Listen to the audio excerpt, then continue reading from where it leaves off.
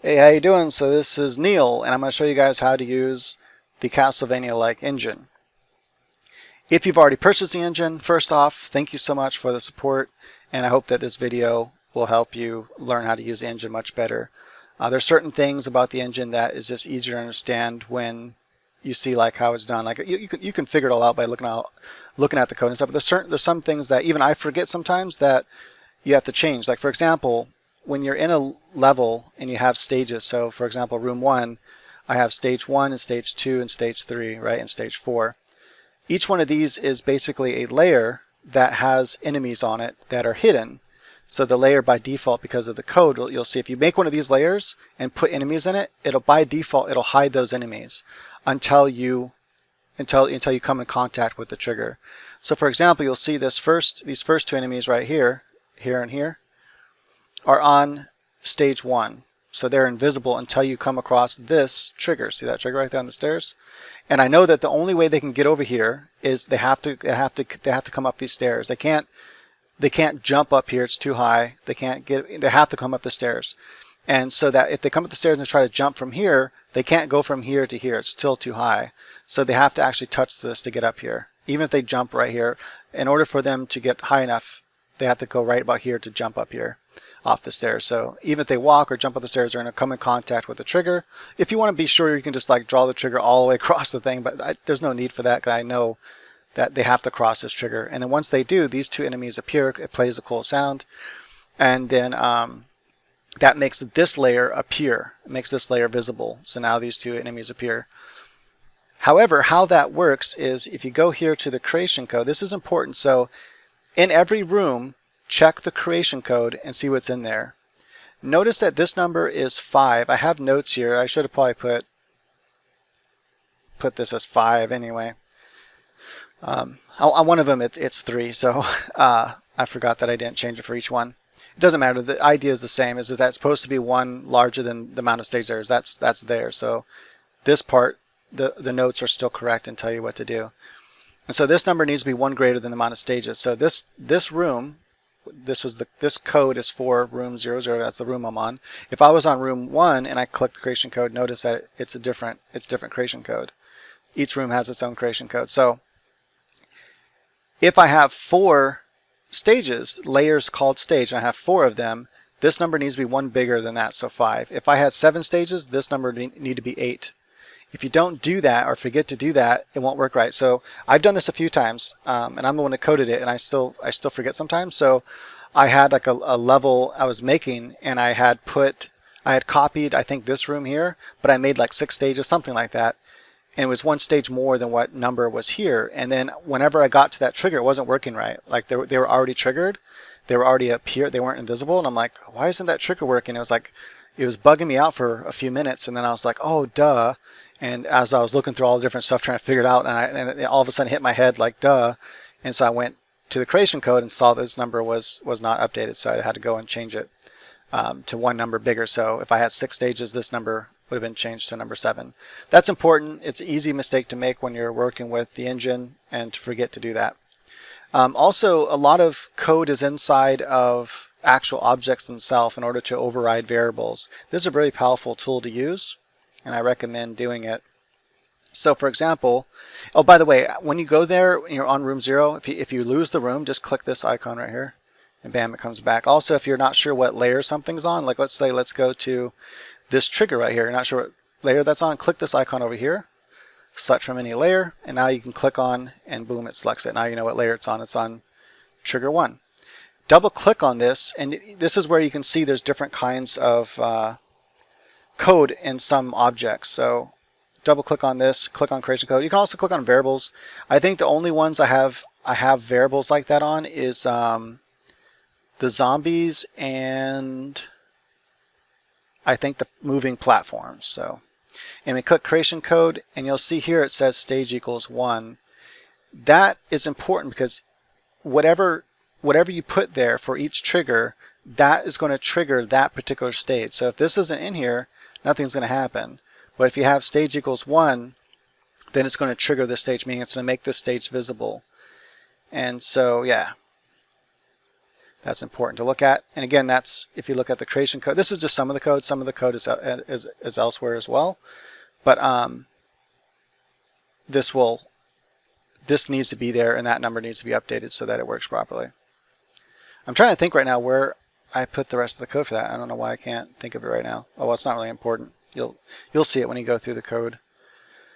Okay, another thing is, like I said, just look at different objects. So let's look at this ghost, for example, in the creation code. So there's certain things that override. So if you look at the actual ghost object, you'll see that there's defaults. So if you don't put this inside the actual individual object, the instance of the ghost inside her creation code, then it'll use the default settings. But I didn't want to use the default settings, so I set her patrol distance to 60. This is how far she's going to patrol back and forth. Once you get close to her, to a certain distance of her, it wakes her up and she chases the player until the player's dead or she's dead. The facing -1, this is kind of weird because the way I had to code the ghost makes it backwards, so that's why I put the note here. Basically, just normally -1 means left and 1 means right.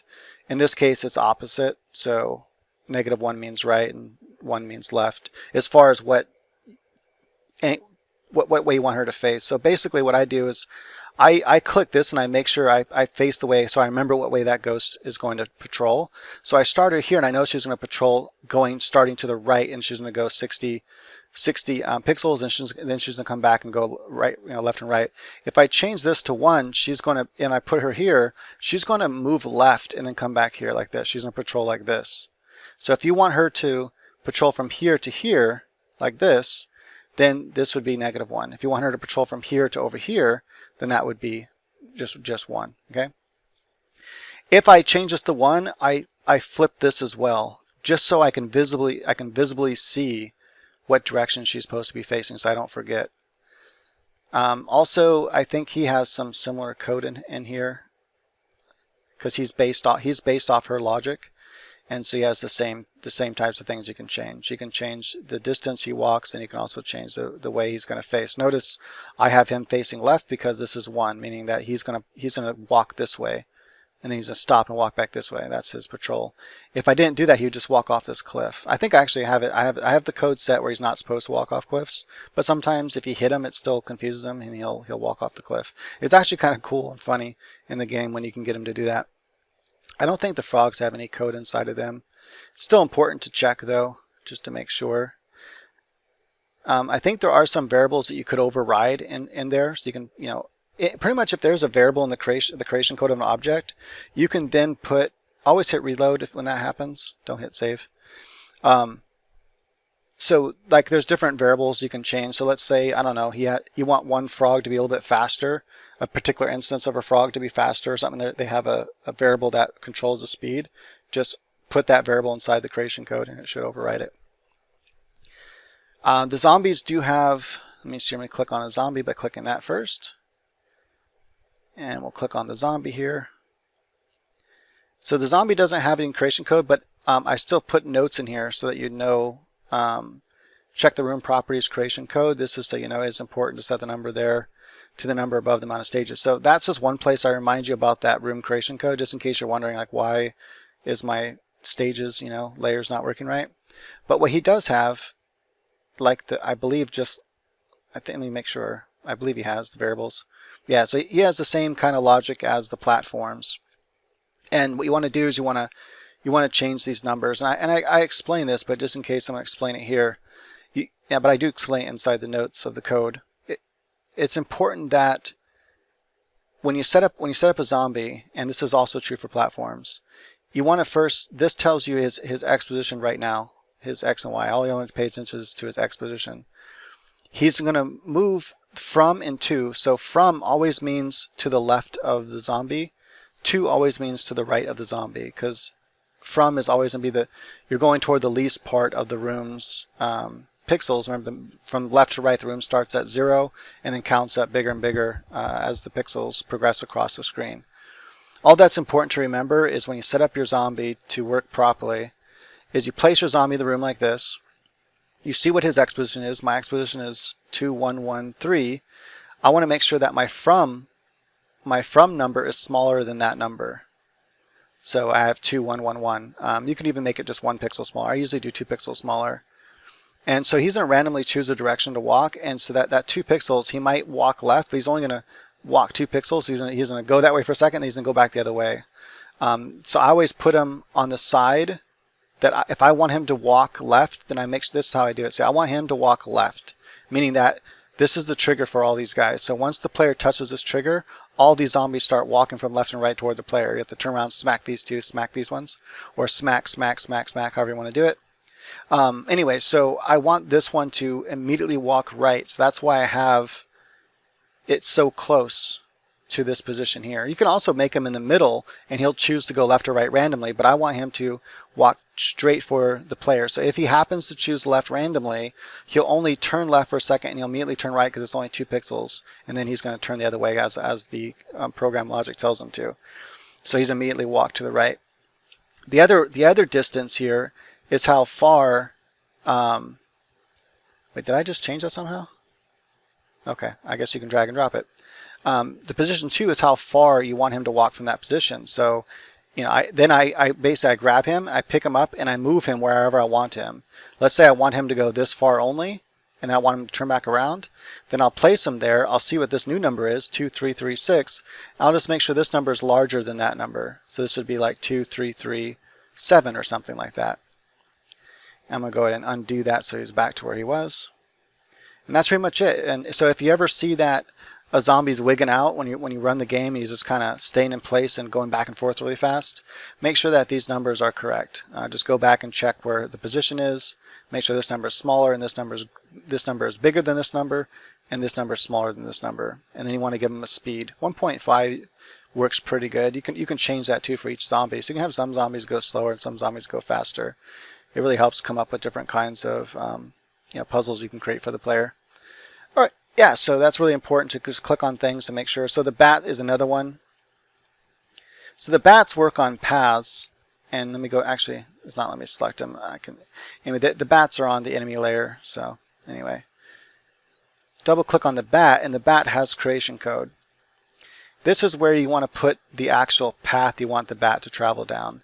Now, one thing I did in this engine, in this level, that you don't have to do it this way, is when you're using paths. I actually didn't realize this until later on. I actually discovered this by accident. But when you're using paths, you see how this path has this shape where it goes down, goes to the left, and then goes right. But notice that this path is pretty much the exact same thing. It's the same shape as this path. What you could do is I didn't have to create 2 different paths. In fact, that path can carry over from levels and levels and levels. So you can put a bat in room number 3 or room number 25, whatever level you're designing, and then you can reference it back and tell the bat that's in room 25 to use path number 2. This is the shape it'll fly. So if you place the bat, let's say you have a similar ceiling in room 25, and you place the bat here. It doesn't matter where it's at in the room. It can be way down here in the room, like the bat can be right here. And then you select path number 2, and then the path action to stop if you want. I mean, I just say stop because once it gets outside the room, it's going to die anyway. That's why I have these paths extending outside the room, so that way it kills the bat off. You can also just put it on reverse and reverse back and forth on that path. You can set it to continue whatever you want to do. You can have the bat come back and circle back around and loop together, so it just stays on a loop. I have a bat that loops around, so you can show you how to do that. I actually have a couple that loop around. Anyway, now when you set this to true, if you look at the code here, oops.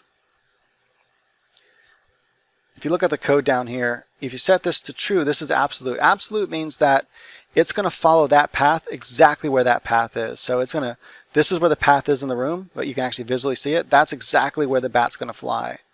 If you set this to false, this means that the absolute position of the path is not true. So it's going to still follow the shape of the path, but it's going to follow it wherever the bat is. So if I place this bat like down here, for example, and then I set this to false, it's going to follow this shape, but it's going to do it down here. So it's going to, let's say I have, let me go and get rid of this real quick. Let's say I have a bat right here, right? And I tell it to follow this path, but I set absolute to false. It'll go like this. It'll swoop down. It'll go like that and like that. So just imagine that that path shape is now down here, and it's just going to follow that path shape. Now, because the path shape doesn't go off, you might not want to set it to stop. You want to set it to continue. Continue means that when it reaches the end of the path, whatever it was doing, it's going to keep doing that. So if the path is going right, the bat will keep flying right. So once the path ends, the bat is just going to keep flying right, and then eventually he'll get out of the room and die. What's interesting is if you set a path to have like a wave, like going up and down, like let's say this instead of a straight line, this went up and down like this. If you set it to continue and it was just going up and down like that, if you stop the path going up on an upward angle, and then it just stops, but you have the path set to continue. What I mean by that is, let's go back to creation code. This right here. So notice how this is stop. If you just delete this, you get different actions. There's one called continue. If you set it to continue, then and the path is going up like that, and it ends on an upward angle. It was going up and down like an S form. It ends on an upward angle. It'll continue following that. Even though the path is gone, the bat will keep going up and down like this. It's kind of interesting. And if you stop it on a downward angle, sometimes the bat will keep going up and down, but usually the bat will just go down and keep going down at that angle. So I found that kind of interesting. So you can actually just make a path that goes up and down a little bit, end on an up angle. So make an S like this, end on an up angle, set it to continue, and whatever object will travel like that, and then it'll just keep traveling in that direction, up and down, up and down. It's kind of cool. So that's like, I use that for the Medusa heads, although I do set them to continue, but I have it to where they go down, I think, instead of continuing off to the left. Anyway, so here, what I didn't realize this till later on, what I could do is I could have set both of these bats to follow the same path. So let's say this one's following this path absolutely. I could delete this path and then just have this bat follow. So right now it's following, path 1. I could have it follow path 2 and then just set this to false. And it's going to follow this path shape, but over here. And so it's going to do the same things. There's no reason to make multiple paths. If the path is the exact same shape, then just set the absolute to false, and then just reference that shape you want the bat to fly in. Wherever you place the object, it will follow that path shape. So it's kind of cool. So look for example, this shape right here. It goes like this and like that, right? If I want that same shape somewhere else, I can just reference this path and tell it to follow that path and just set it to false for absolute, and it'll follow that path shape whatever room you have it in. So yeah, I think I do that at some point with a different bat. I set it to follow not absolutely. And so so that we don't have to make so many paths, because I was like, God damn, this is stupid. Do I have to make this many paths? Like if I wanted 100 bats, do I have to make, paths for each one of them? You don't. Especially if only if the shape is different. So let's say you wanted a bunch of bats to like come down at the player like in this kind of angle. You can set the path, and they're all in the ceiling. You can set the path like that, and then just have them all follow it, but not absolutely. And so you have, let's say, 10 bats across the ceiling here. They're all going to go at that arch, but they're not going to go to the same point. Because it's going to go from here to here, and this one's going to go from here to here, and this one's going to go from here to here. Just imagine that path is being duplicated wherever the bat starts at. So if the bat's here, it's going to go from here straight down. So let's say I have a straight down path, the path that goes straight down.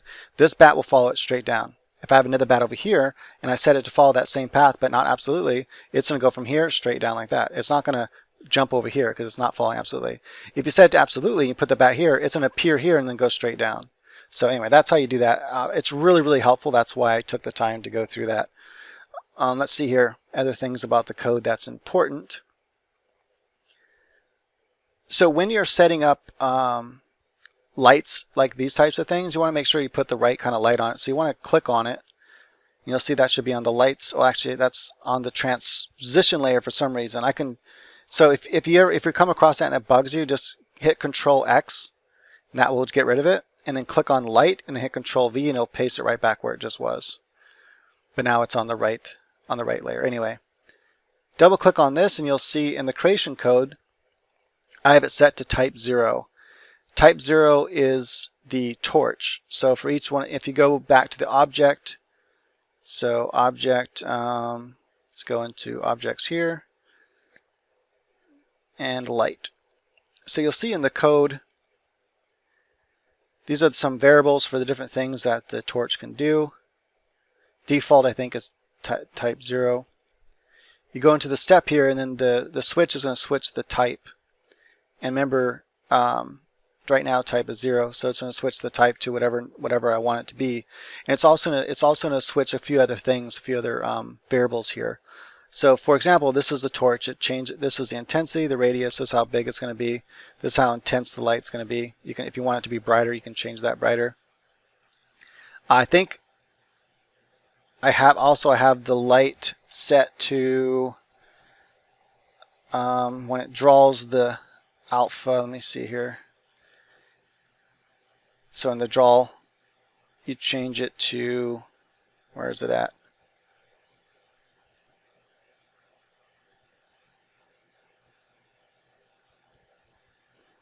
Oh, I think I have it under intensity. Anyway, it's set to where it's on there's different things you can set layers to, like similar to how Photoshop, oh here it is. So in the blend mode, so I have it BM add, which is kind of similar to color dodge, maybe soft light in Photoshop, but not, I don't know, it's just not super intense. But if you change the intensity, it will look more like that. Like right now, when you run the game, because of the intensity, it looks good, I like it, but if you want it to be more intense and look more like a color dodge, that kind of like really blow out the colors behind it, then set the intensity higher. So that would be here. So you just set, right now it's at 0.4. You can set the intensity to like 1 or something if you want it super bright, or set it to like 0.6 or 7 or something. Try that out. It's kind of cool to get different effects with it. And then this is the window. So here's, you can just literally make different cases if you want different types of light. And then all you have to do is just say, so if you put number 1 in it, it's going to be this one. If you put number 0, it's going to be this one. That's why it's a torch is 0, and window is 1, so forth. And so when you put that inside the actual, right here, inside of the creation code for that object, you can actually change it. So if I put 1 here, it'll work more like the window. It's not going to work like the torch. So it's going to take on those different variables, or those different attributes, variable attributes, which I have here. This is the color. So the window one is more of kind of a greenish blue color. And so yeah, you want to you can make different ones. So if you want to add more types of light, you can make another type of light. Let's say you wanted one that has a really big radius. It covers a lot of area, but it's similar to the torch, but you want it brighter, cover more area. So you can make another case. Just copy all this right here, boom, like that. Come down here, paste a new case, call it number 6, and then just change some of the variables. So you can change the intensity to 0.7, change the radius to 100, so that way it covers 100 pixels. If you want it bigger, you can change the color, so you can make the color whatever you want. Use RGB numbers, or just use an actual built-in color like these ones here. And then, or color equals C white, for example. This is for the acid. And yeah, anyway, so that's what you can do. You can change different variables and make a new type of light. And then in that, when you make a copy of that light inside the room, you would just put the new type to 5 or 6, or the one you just created. Bam, put that, says type equals 6, and now you have a whole new kind of flickering light. You can also change the flicker radius and things like that. So anyway, that's how that works. Kind of cool. So when you're making lights, just make sure that you grab the appropriate one. So what there's already all of them in here. So all you have to do is just grab them and copy and paste them somewhere else. If you wanted one for the acid, you can just click on the acid here. I think it's under transition 2 for some reason, and just hit Control C, and then go to whatever room you're in, Control V to paste it, drag it onto the new acid. I don't think, yeah, there's acid here. Drag it onto the acid, and bam, you got the light. And so that's the easy way to do it. You don't have to make more. Just copy and paste them. Most everything you need is already going to be in. Actually, everything I think I use is on another level. If you wanted a platform, you just grab it, and copy and paste it into a new room, and blah, blah, blah, it's good to go. However, platforms work like zombies, so you have to position to and from. So let's go and double click that, click on variables. You have to say the to and from works just like I described the zombies. So you just place the platform where you want it to be, make the numbers, I would start from the left. If you start from the right, then make the number obviously less than that number. And just remember what I said about the zombies. It's pretty easy to figure out. You have the smashing things that go up and down and smash the player. So the way I have the room set up is so that it hides. I found the easiest way to do this was just make this graphic where this is longer. And so let me show you what I'm talking about. It extends up behind there. Actually, really quickly, before I forget something, when you want to select it, when you want to make a new layer or new level, it's good just to copy my room, like copy room number 1. That way all the layers and stuff are there that need to be there. If for some reason you get a weird error code, you make a new level and you get a weird error code and it says something like, I can't remember what the error says exactly, but just read it and it should say something about like the layer's not there or something like that. Just create that layer. It just means that the layer's not there. Let's say it says control layer's not there, then just create a control layer and everything will work fine. But I think room number 0 has all the layers, has everything you need. Anyway, but if for some reason, like I said, if you ever run across that error code, just make sure to create that layer for that room. Just means you don't have the layer. It's not there. Let's see here. So, also another thing is some of the layers I have set to, like the background and stuff like that, I have set to parallax scrolling. So that's really cool. And let's see here. Also, I have moving cloud. I think this, which one has moving clouds? I think it's room 1. Yeah, see I added these moving clouds here. I just made it a second background layer like that. And then all I did is I changed right here, horizontal speed to 0.5. And that's going to make it to where this, and also I put on the vertical tile and horizontal tiling, and that makes that move automatically whether you're moving or not. It just adds a cool depth. So I just wanted to show an easy way to do that, just in case you wanted to add cool moving stuff. You can add as many background layers as you want and have them move at different speeds, and it's automatic, like parallax scrolling. Well, in this case, it's not actually parallax scrolling. You can have things in the background move slower, things in the foreground move faster, and that gives you that depth, like kind of like parallax scrolling. But parallax scrolling I also have set up as well, and I think that's set up in main. Object main O camera might be under O game. Let me see.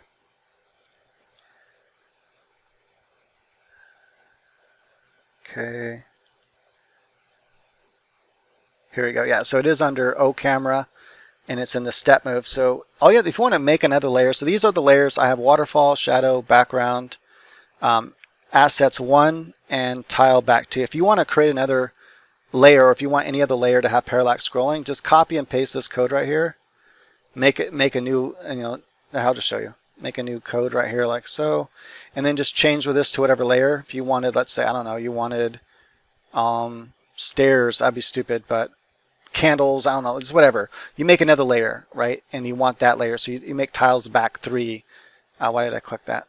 You want tiles back 3 to have parallax scrolling. Then you would change that to tiles back 3. You would then change this number here. You still want camera 0, that's when you're using one camera. So you would change this number and this number here to get different effects. So you notice here that background, it's 0.7 and 0.4, but waterfall is negative 0.1 and then 0. I didn't want, this is the vertical movement, the bottom number. So I wanted no vertical movement for the waterfall. And I wanted very little vertical or horizontal movement. So this means that as I move, this layer is going to move very, very slowly. This layer is going to move faster in the background. I think that's how it is. Or maybe it's the other way around, that it moves slower. Anyway, yeah. Just get a feel for it, mess around with different things. And this is what I found. I liked how it looked. When you run the game, you can see that things move at different speeds. And because that's how it is in real life. If you look way off in the background is going to move a lot slower in relation to things in the foreground. So like, have you ever been in a car and you're driving down the road and you look out the window to the side and you can see all the telephone poles are going by really fast, but the mountains in the background are going by really slow? That's parallax scrolling. And so yeah, just use these numbers. They work good. So just if you want something to go a little bit slower even, just make this be a bigger number. So maybe 8. And I think this is pretty much almost standstill. You can't really get much smaller than this. I guess you can go 0.05 or something, but that might barely move at all. But if you want something to barely move at all, try that.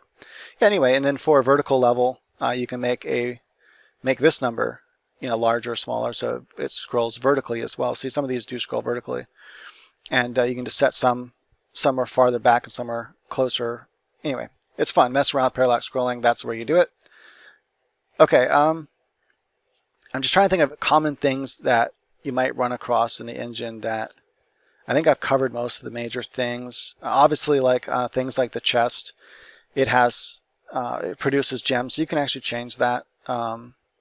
I don't think it's in the creation code. I don't think I didn't put it there. It's just inside the chest. So if you go to the chest here, you can always create a new object. I think there's some things, I don't know why it does it to me all the time. If anyone knows why, let me know. It constantly happens to me. So in the chest object, you have some variables here: open, gems to spawn, gems created. So yeah, you could change the gems to spawn, so you can put that inside the creation code. This will be the default, but if you want to override this, just copy and paste that, open up the individual, whatever, like open up this one, for example, in the creation code, copy and paste it, and then change that to 10. Then that chest, and only that chest, will produce 10 gems when you open it. And everyone else will do the default, which is 5. And so the alarm, you can also, I would leave this alone. This handles kind of like,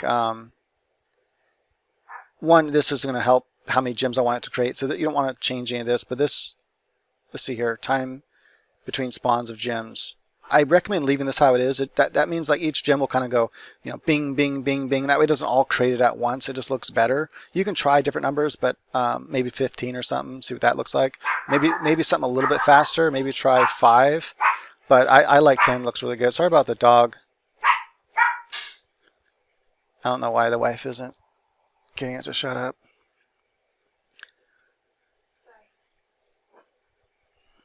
So just make sure there's nothing else here. Oh yeah, so animation end, this is just basically that upon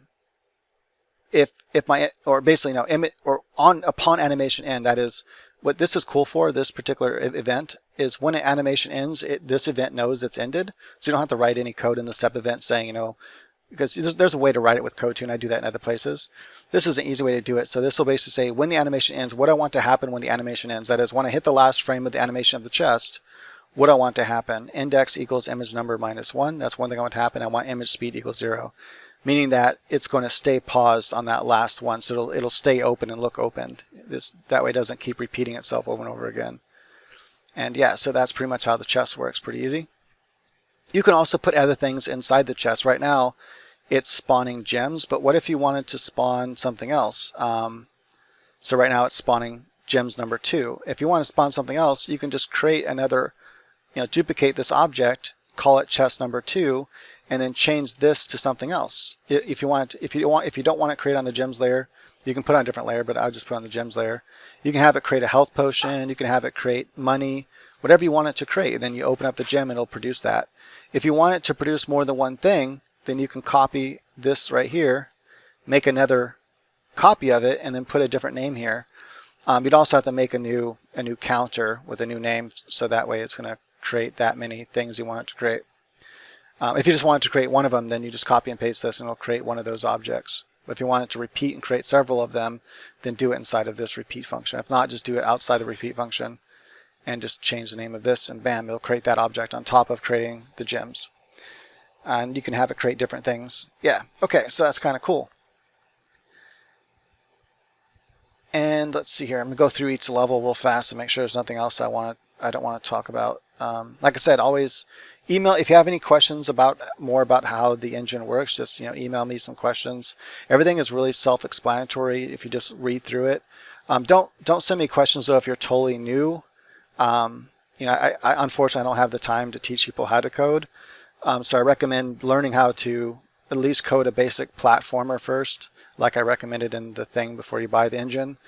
And don't try to mess around with the code and stuff until you know how to program a basic platformer and you understand what a lot of code is doing.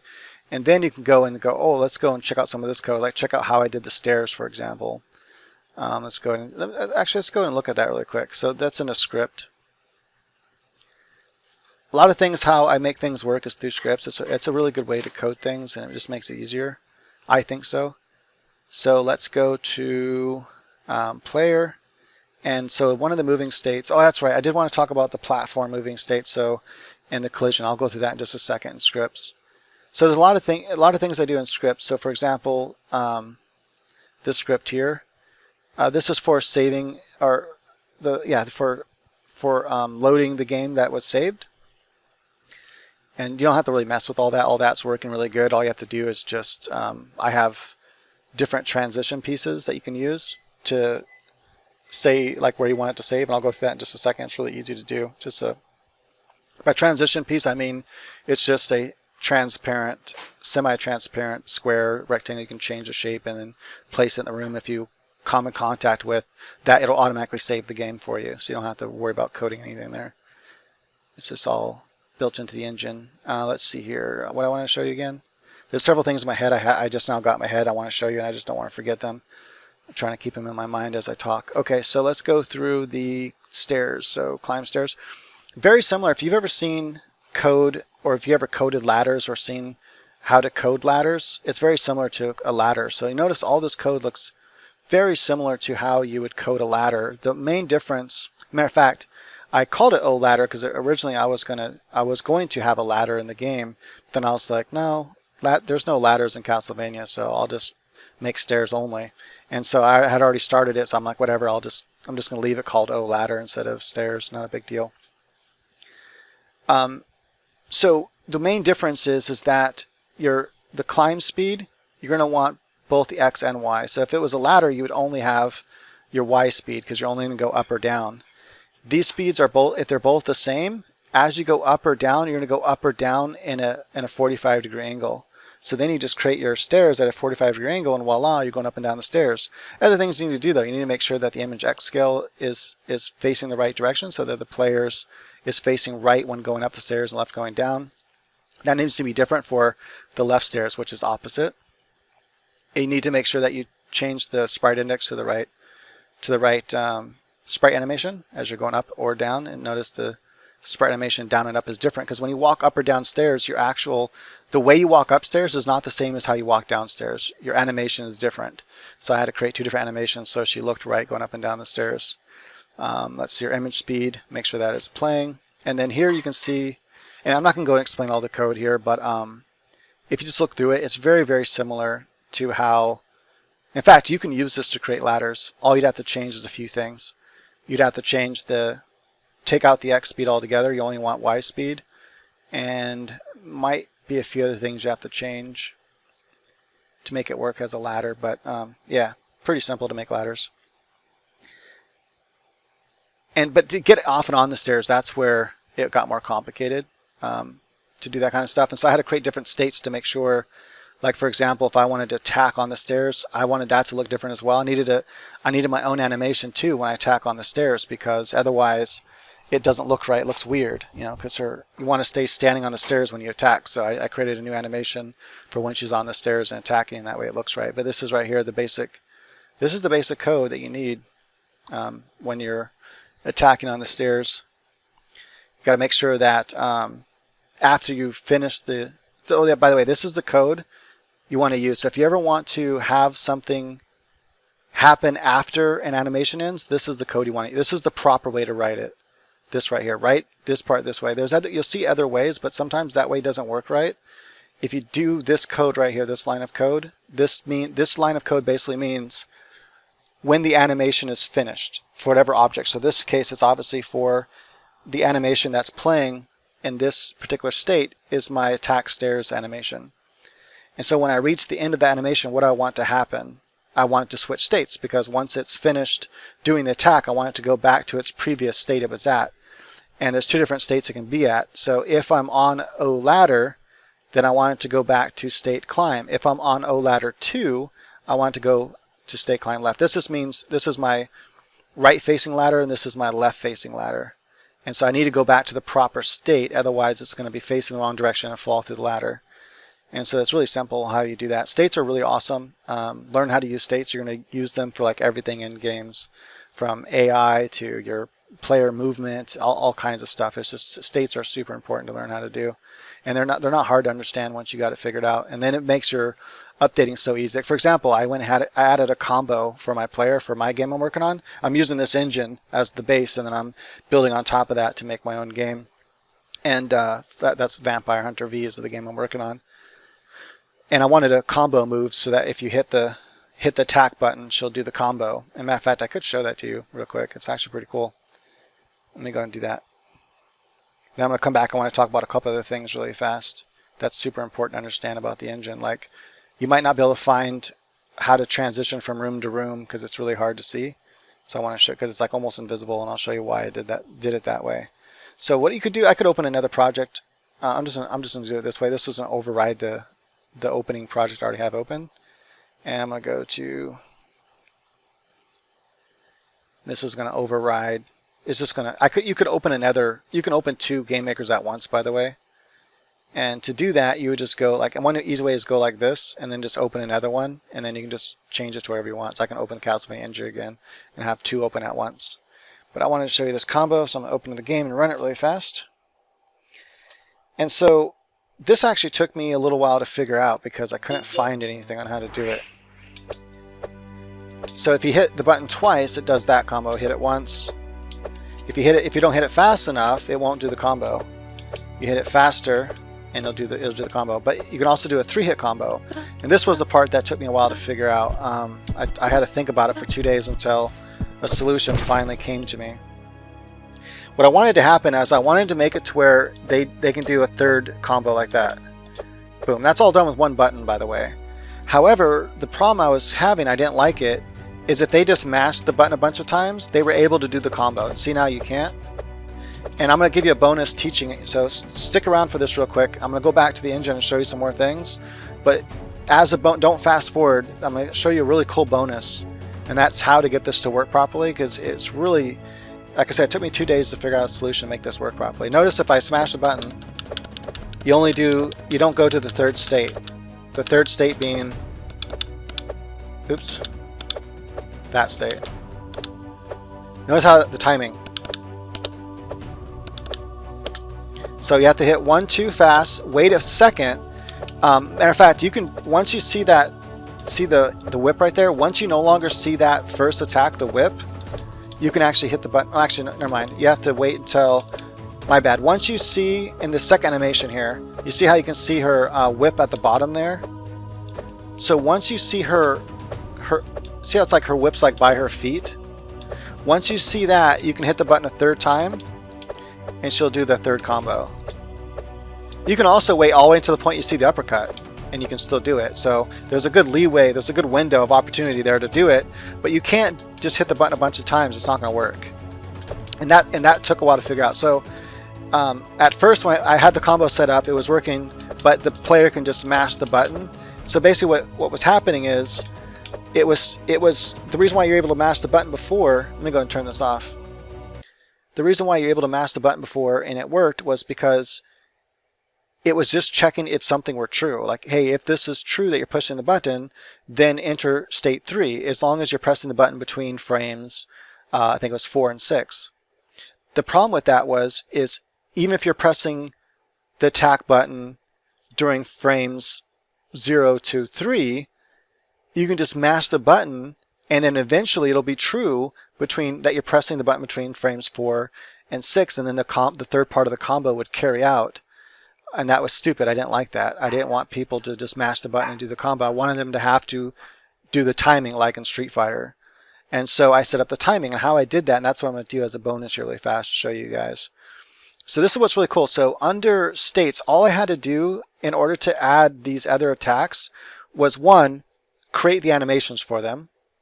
Once the animations were created, I had to place the point in the right spot so it looks right. So this is something I'm going to show you. This is important to do when you do new stuff.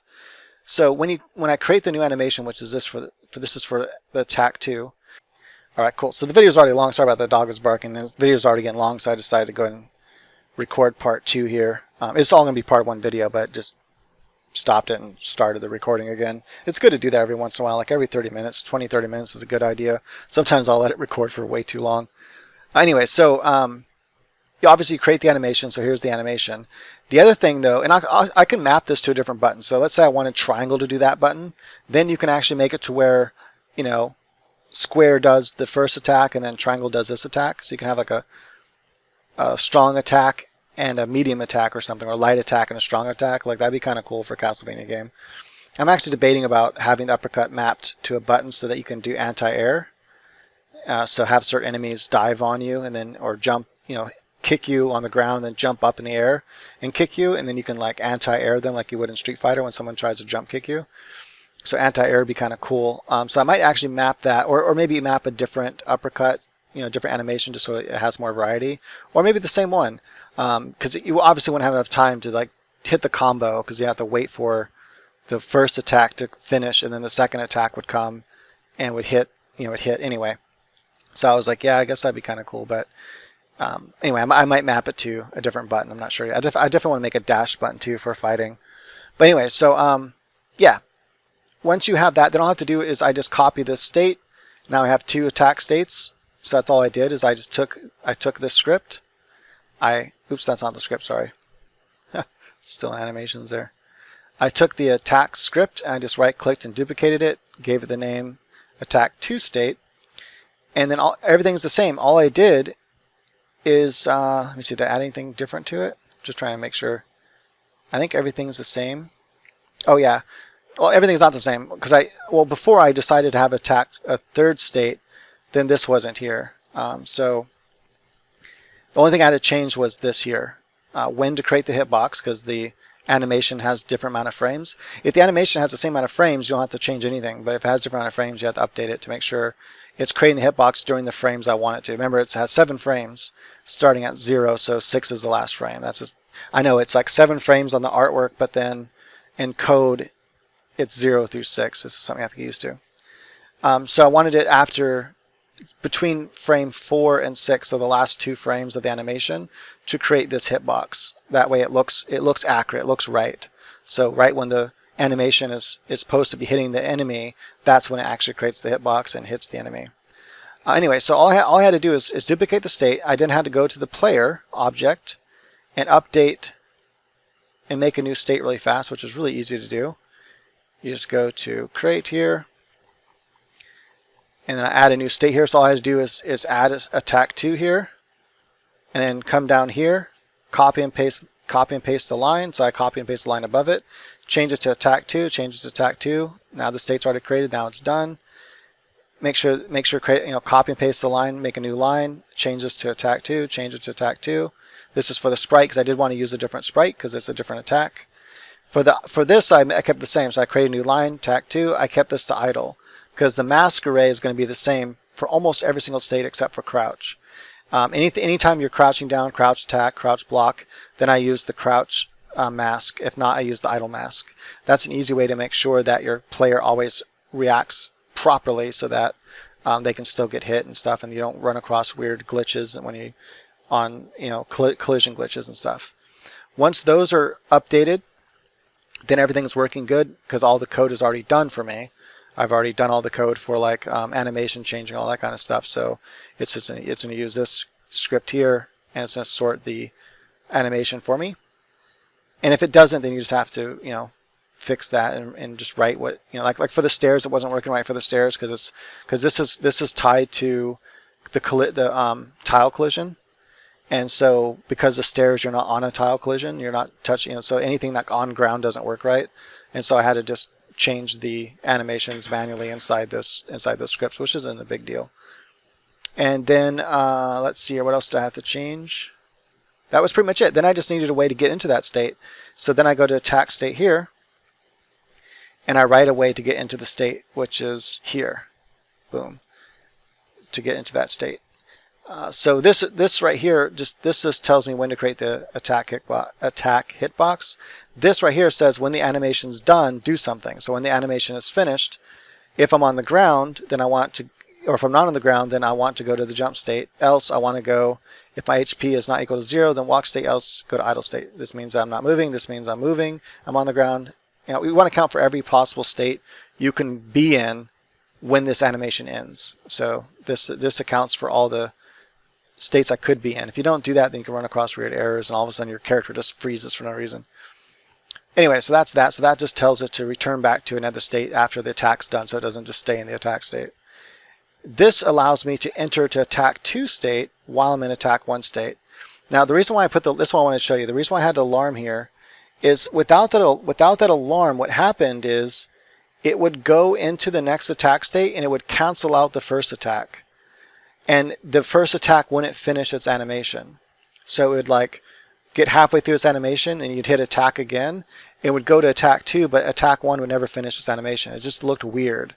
It'd be like if you're playing Street Fighter and well, some moves you could actually cancel in Street Fighter, and that you want that to happen. In this case, I didn't want it to cancel out the first attack. I wanted it to combo, and it was canceling out. So instead, I put an alarm. So I created an alarm in Player, alarm number 3. I set it to 10 frames. This animation I think takes 15 frames to finish. I set this one. So this is basically between, well, because it's set to 15 frames per second. There's only 5 frames of the animation. Anyway, you have to mess around with this number. I had to mess around with it till it felt right. And so now, if you hit the attack button again between frames 2 and 4, or you can think about this as 3 and 5. Remember, it starts at 0. Anyway, this technically means 3 and 5. That's the actual frames of the animation. That is the regular attack is 5 frames. So basically, if you hit it within that time frame, and the way this is set up, you can just hit it really as fast as you can, and it works. And so yeah, that's how that works. And then alarm 3 into Player. I know this is getting kind of complicated, but it was such a time. I wish I could have found something how to do this if I had to figure it out myself, because it took me a while to figure out a solution. So in alarm 3, I basically have it to go to attack 2, and also make sure that I set the image index as 0. Otherwise, you might come across weird glitches where if you're partway through an animation and then you go to the next animation, let's say you're partway through attack 1 and then you go to attack 2. If this line isn't here, sometimes it'll geek out and want to go and it'll play attack 2, but not from the beginning. It'll like start only halfway through. It looks really strange, so just make sure that's there. And that switches me to attack state 2, which plays my second attack animation. And once I'm in attack state 2, that means I'm in this new script here. And that does everything inside this script, which is it creates hitbox number 2, which is the uppercut hitbox for this attack animation. And also it plays the appropriate, that's done in Player Create. So now, and because of my animation script, it automatically plays the appropriate attack animation, which is attack 2 animation, the uppercut one. And I had to change this, so I wanted it to be between frames 4 and 6 because this animation is longer. It's 7 frames. So this technically means frame 7 anyway. So I wanted to the last 2 frames of that animation, I wanted to create the hitbox so that it looks and feels right. And so here was the part where I was having problems with, is if I wanted to go to attack 3, it would just automatically go to it. Now, I solved the first problem, which is using the alarm. The alarm solved the first problem as far as getting it to where it doesn't cancel out the move. So I can still see the first move carry out. I can hit the button fast. It's going to finish carrying out that first move. You're going to see the full animation, and then it's going to automatically, because I hit the button twice in that time frame that I'm supposed to, within the frames I'm supposed to hit it, it's going to then carry out attack number 2 because it's going to go to that alarm. That's why that alarm's there. So basically the logic is I'm pressing the buttons when I'm supposed to, and then the game's like, okay, cool, the alarm's still counting down, so I can't take you to that animation yet. So it finishes out the first animation, and then when the alarm is true, it then automatically switches to attack state 2. If I set that alarm too fast, it'll still do the same thing. It'll basically cancel the first attack and go to the second attack. So you have to make sure that alarm is set to the right time. You just got to mess around with a few numbers until it looks right. Anyway, so and then this I like number 8. 8 frames worked great for this attack. That is going to how long it takes before it goes to the third attack. Notice though, what I did to get rid of them, this little piece of code here and this little piece of code right here added on. That was the magic that took me 2 days to think up. I know it seems simple. It's like, look, it's just a simple little piece of code, but it took me like a while to figure out the logic, how to make that work right, to come up with a solution to the problem. Again, the problem was if they mashed the button, they could automatically do the 3-hit combo, and I didn't want that I didn't want the combo to be so easy to do. 2-hit combo, yeah, just mash it twice, it's good. But if you actually mash it 3 times in a row, you won't do the 3-hit combo. And the reason why is because the third move in the combo is a lot stronger. It does 2 points of damage instead of 1.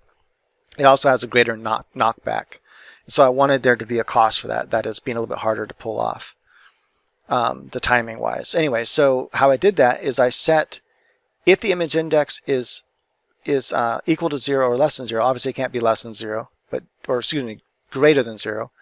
If it's greater than or equal to 0, and image index is less than or equal to 2. In other words, if I'm in the very first part of the animation, and this is in attack state 2. So if the player and attack, so if the player presses the attack button, this goes back to my, I might as well go through this really quickly. If you're curious where the get input is, it's right here. And this is what all these mean right here. So whenever you're inside of if the script is being run by the player, which in this case it is, then the get input attack is this here on the keyboard, or you can see attack is here, phase 3, which on the PS4 controller is the same as, I think, the square button. I can't remember what that is on the Xbox controller. It's been a while since I played Xbox. So anyway, yeah, there you go. So that's that. Let's go back here to attack state 2. So basically, I created a variable inside a player called combo2 equals true. If they happen to, and notice that's why this and combo2 has to be true. So there's 3 things that has to be true in order to go into alarm 4, and alarm 4 takes you to state 3, which is the third part of the combo. 1, you have to be between frames 3 and 6 for this to work, and you have to press attack during frames 3 and 6, so toward the end of the combo. Well, kind of toward, there's a pretty big window. 3 to 6 is a pretty big window. So it's not, the timing isn't super strict like Street Fighter. So then anyway, as long as you press attack between these frames and combo 2 is true, it's going to take you to that third attack. And so this up here says that if you happen to hit the attack button between frames 0 and 2, that is between the beginning of attack number 2, then combo equals false. So if you hit the button, if you mash the button 3 times, combo equals false. Therefore, this is never true. Therefore, you never go to the third combo. So to go to the third combo, you have to time it. That you can't just. That's how I got rid of the whole mashing. But anyway, this can be used for so many different things, not just attacks. That logic can be applied to a lot of different ideas. So it's a really cool. Hopefully, it helps you figure something out, because I'm going to be using this logic a lot in different. I can see it used in different scenarios for different things, but even just for moves, for different types of combos and stuff, or special move, super important to like cancel out so that you make sure that they can't just mash a button and enter into that state or whatever. But it doesn't have to be an attack. It can be something else, like an enemy movement. Let's say you don't want the enemy to, you only want the enemy to do it at a certain point. You can keep registering something as false until something else you want to be true is true. And then now it'll come through. Anyway, I can't think of another example right now, but I know I'll use it again. Then in attack 1, I just went ahead and said combo equals true. And that just resets it. Because if you don't reset it back to true, then what's going to happen is if they ever mess up the combo, they'll never be able to do the combo again. So this way, if they ever get back into attack state 1, now how do they get to attack state 2?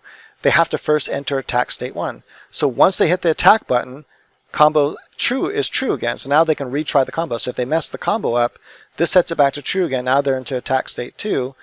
And now if they do this with the right timing, they'll enter to attack state 3. And all I did for attack state 3, all I had to change was this right here. This is a much longer animation. So I had to make sure that if they're between these frames, I can't remember if it's still 9 frames. I might have actually changed that. Anyway, I have to go. Matter of fact, hold on. Before I forget, let me go look at this real fast. I think I changed it because I didn't like how it was 8 frames now. Okay. So 0 to 7. I took out 2 frames. Yeah, because I didn't like how it was looking. So now it runs smoother and faster. So let's see. Let's go back to what you saw is how it's working now. So now I would change this to, what did I just say there was 7? So now I change that to 6. And I might as well change this to 4, like that, to make sure it has 2 frames. I like to make sure my hitbox has 2 frames to come out. You can set it to 1 frame, but I think sometimes it misses. And I don't know, so I always set it to like give it a 2-frame window. But now it'll play at the end of that animation. Let me go. I just want to go and check that really fast. Sorry about this. Just to make sure. Oh wait, 8 frames. Sorry about that. So it's like this. It's like 0, 0, 1, 2, 3, 4, 5, 6, 7. So between 5 and 7. That's how I'm going to do it that way. go back to attack state 3. Yeah, okay, 5 and 7, that works. Okay, cool. Now that'll be smoother. Everything will work good, and that's pretty much it. And then basically, when the attack carries out, this right here tells it when the animation's over, go back into one of my previous states, and voila. And if I wanted to add a fourth combo, really easy. I can add a fourth combo by adding another button. And also, you can make it to where a different button has to be pressed. So let's say you want like a combo that's, let's say there's a punch and a kick, right? Let's say all this combo is a punch, but you want a kick combo, like you want to be able to press, let's just keep it simple, AAB, right? A's punch, B's kick. And you want it to where you have to hit punch, punch, kick to do the combo. Everything here would be the same, except in state 2, this right here, instead of being attack, would be attack 2, whatever variable I use to represent the pressing of a different button. So in this case, button B. So now you would press AA, and was that right? AA. Think about this for a second. Because right now it's punch, punch. That takes you to, yeah, because punch takes you, yeah, okay, I think about that for a second. Punch takes you to attack state 1, and then you'd hit punch again in this state. So notice here it says hit attack. So do this during those frames, and that's going to take you to attack state 2. So hit punch 1 to do that. Punch 2 will take you to attack state 2, and then you would say hit B, so attack 2, change this to attack 2 and map that to a different button, and now you'd have to press AAB, and then if you do that, you'd be taken to attack state 3, which would be the kick. So B being a kick. So that's something to consider. It does make it interesting doing that, so I might do that as well. That is, maybe map, if I decide to map the kick to a different, I don't think I want to map the kick to a different button though. I don't know if I want two attack buttons for a Castlevania game. It would change things up. It would make it similar to like I'm already making it kind of like a beat 'em up anyway, where I'm adding combo and stuff to it. So, and adding some, that just makes combat interesting. I can add a lot more interesting combat to the game that way. But anyway, so something I'm still considering. I definitely want the anti-air thing, so maybe not. I might use a button to, I don't want too many buttons, But that's just an option you can do. It's really simple, like literally that's all I'd have to do. I would just have to go to my get input, create a new, literally this is all you'd have to do. If you want to do this, all you have to do is go over here, copy and paste the attack, right? Copy and paste this, make a new line, call it attack 2, let's say. Come down here and copy and paste this line, make a new line right below it and call it attack 2 and attack 2, and make this be the proper button. So whatever button is triangle, mapped to triangle on a PS4 controller, and then that part's done, and then all you have to do is go back to your state here. Like literally, that's all you have to do is change that. It takes a few seconds, well, a little more than, it takes about 2 minutes, maybe tops. Then you go back to attack state 2, and you change that to attack 2, and you're done. That's literally all you have to do. Everything else is, all the logic is already done. And so now, in order to enter to attack state 3, you have to press the different buttons. Now you have to hit, punch, punch, kick in order to do the kick. And then since you're already using a different button, you might as well map the kick to that button. So now you say that if you just press that button on its own, it'll do the kick. But if you do punch, punch, kick, it'll do that combo. Or you can have a different kick mapped to it. If you just hit B, it'll do like a forward kick. But if you hit punch, punch, kick, it'll do this spinning kick, which is stronger. And anyway, so cool ideas, hopefully. All right, let's go back to Castlevania Engine. I just want to show you a couple things here. A couple more things. Sorry, I know this video is super long. There's probably no one that watched it all. But I mean, hopefully someone watched it all. There's a lot of good information here. Okay, so let's go ahead and, where was that? Oh yeah, that's right. Okay, let's go back to here. Now, when you're at an end of a level, how I handle room transitions, room transitions is one of the easiest things to do. It's so simple. So all you do is you have an object, and this is how I did it. And let me see, where's my transition? I think it's under objects. Object, objects. I probably should call it something else instead of object, objects. Where is it at? Transition. Oh, it is under main. Okay, I don't know why I put it there. I didn't see it before. Okay, so you have some variables here that you set, and then you have a draw. Now this is important. So I'm going to show you where just in case you come across this and you're like, wait, where's the code at? Because you notice there's no code there. The code is actually under player collision. I'll show that in a second. So whenever you're trying to figure out where code's at, always look. There's a few different places to look. Look under player object. So go to object player. Anyway, hold on. What I wanted to do here is I wanted the sprite s enter to show up. So when you walk in front of a door, this basically draws this sprite above the door. That way you can see it says enter, so you know that you can enter that door. And I wanted that to work, but in order for that to work, the object has to be set to visible itself because it's drawing inside this object. If this object is not set to visible, then it won't draw this. I didn't want to have to do some other workaround. And so what I did instead is you go here, go to edit image. Notice it looks like there's nothing here, but there is something in here. I think it is, see, which one is it? This is, it's not that. It must be this. No, that's set to 100% opacity. Okay, how did I do this? I know I set it to, that's weird. Did I just create a new thing or something? I don't get it. Well, basically what I did is I set the opacity to like 0.5 or something, so that way it's technically still visible, but it's really hard to see inside the game. Let me see if you can see this.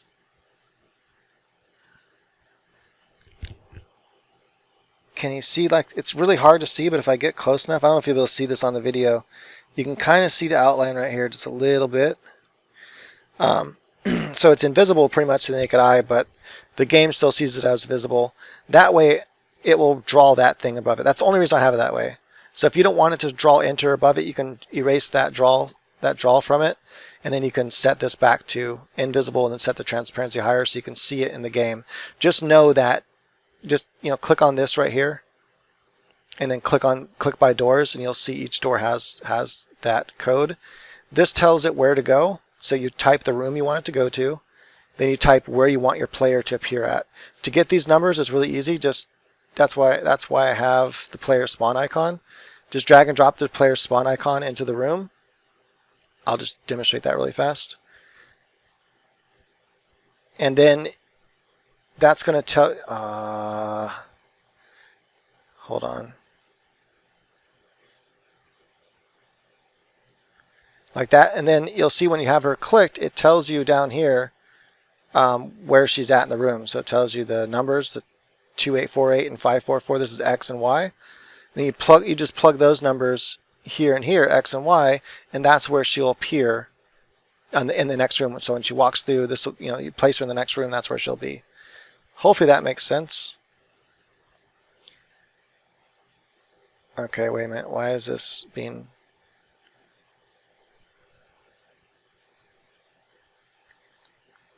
Okay. Did I just change something? What is this saying now? Oh, I accidentally erased that. I don't know how I did that. Okay, cool. So that's how transitions work. And then if you want to see the code for the transition, go to player, click on right here. So this will happen. So when player collides, so this is a collision event, so this is under collision, and then with whatever I want it to collide with. So players colliding with the room transition, and this is the code that's going to happen when it collides with the room transition. So with other, and when you're inside of a player event with other is going to be the other event, so it's going to be the transition. So other here refers to transition. If it's not active, this is a variable I set inside of transition to check the variables inside of OTransition. And OPlayer.action. I'm just trying to see what that does again. It says it right there. So comment out OPlayer action if you want to transition to a new room without passing through. Oh, that's right. So I have a action set so that you have to press the action button in order to enter, because I thought that was cooler. rather than just walking into the door and automatically taking to the new room. I wanted to where you actually had to press the action button to enter doors. And this is because in my game I'm going to have stores where you can enter into a store, different buildings you can enter inside of. So I wanted to make sure that, anyway, that's why I have it that way. But if you don't want it to work that way, just simply don't use the action and then just have if active. And then this right here, this is a script, fade to room script. So just go to the fade to room script and you can see how that works. And then you plug in these parts, and then that's why you want to target X and target Y. You want to put inside the actual object itself, and then bam, it takes you to whatever room you want. So it's really easy. It's basically there's an action you can use or a function you can use inside of Gamemaker to do this. So if you go here to fade to room script, you'll see I use that function. So all right, okay. I don't know why I was having a brain fart or something. Okay, so this is important. This kind of stuff, like with the engine, is important to know where it's at, because I wrote it, and if I can't remember where I put stuff, then it's important that I go over this stuff so you can know where it's at if you ever want to change it, if you want to change how the code works or something. So the OFade object, and so how I remembered that is I just went to OPlayer, and I just reread this again really quickly, and I was like, oh yeah, duh. So this is telling me with other, which is O transition. That the other thing is O transition, because see, that's what it's colliding with. And then inside that, it's saying the fade to room script, so it's calling up the fade to room script here. But when I go to the fade to room script, you'll notice that it says instance create layer fade, create this object O fade, and then it says with fade. So this equals this, which means O fade. So this is all found in O fade object. Then I was like, oh yeah, duh, O fade object, that's where it's at. So then you go to O fade object, which is down here, and that's where the logic is for how this is for what when you actually collide with that transition, this is where it's telling you where the script is running this right here. So it does a lot of different fancy stuff. You don't have to do all this. This is just makes it where you have a nice fade and everything from room to room. But all that's necessary, the only function is right here. This is what's necessary. You can literally create an object, make it invisible so it's not rendered in the game unless you want it to be rendered in the game. Place that wherever you want. Make it so where if player comes in contact with that object, and the code you want to run is this right here, room go to. That's it. That's how you make a room transition. That simple. This is the only piece of code. That one little line is all you need. And then you would put the room that you want it to go to here, the name of the room. Now here I have it as target room. That way, because we have variable set, target room equals none, and then that way I can change what room it is by saying the name of it. So target room right now equals none by default, but whenever I put it inside of the transition objects themselves, like this object here, so now if I put target room equals, now it doesn't equal none, now it equals room 001, see? So now whatever room I put right here, that's the room this will go to. When you come in contact with this, it's going to go to that room, and this is the position it'll take you in that room. And so this position here takes you to room number 1 here, and you'll notice that that's going to be right here. So basically I went here, I dropped this player in here, and then it showed me where it is. Okay. Other things I wanted to talk about that's important to the engine is the save states and the checkpoint states. I think these are important, so how to use them. So checkpoint's really simple. You just drag and drop the checkpoint and just make sure it's 1 pixel above the collision. Let me go down here, show you what I'm talking about. Here's the collision. Just make sure it's 1 pixel above the collision, so they're right next to each other. Don't make it overlapping the collision. Don't make it a gap. Make sure it's just like that, right above it. And that's it. Wherever you place this object, once the player comes in contact with that object, that's where your checkpoint's going to be. Now, how I have the checkpoint logic working is that if you die, but it's not game over, you still have lives left, and you die, then it's going to put you back to the last checkpoint, wherever that was at. So if you made it to the next room, but you haven't hit a checkpoint yet, then you die, you'll go back to the previous checkpoint in the previous room. That's why I have checkpoints starting at the beginning of each room, because I want you to be able to start back at the room you made it to, which is like not a level, but it's a section, whatever, of that level. How save points work, though, is this object here. It's kind of like a peachy colored transparent object. Notice there's no creation. I just want to make sure there's no creation code in it, and there's not. And this object is called OGameSave. And if you go to OGameSave, which is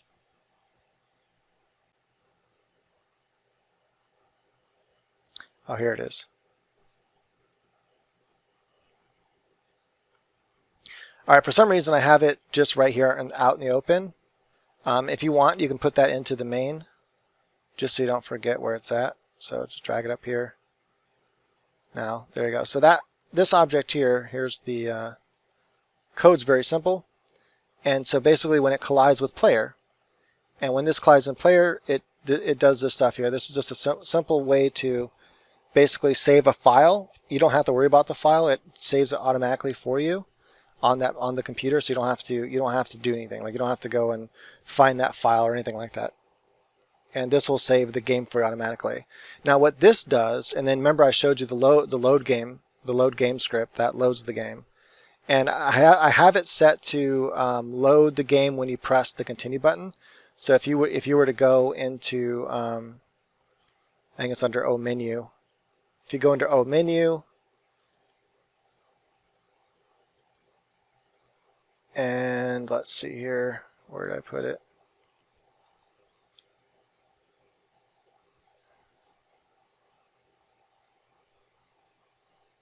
Thought it was right here.